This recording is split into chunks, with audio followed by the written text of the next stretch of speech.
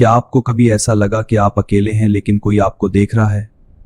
अगर आपने ये वीडियो मिस की तो आप एक खतरनाक हकीकत से बेखबर रह जाएंगे।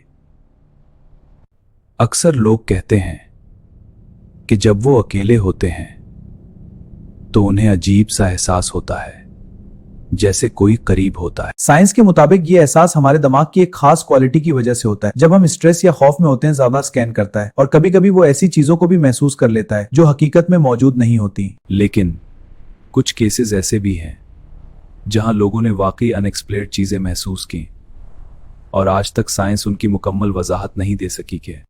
तो सवाल ये है, क्या ये सब सिर्फ दिमाग का खेल है या वाकई कुछ और भी है जो हमें नजर नहीं आता?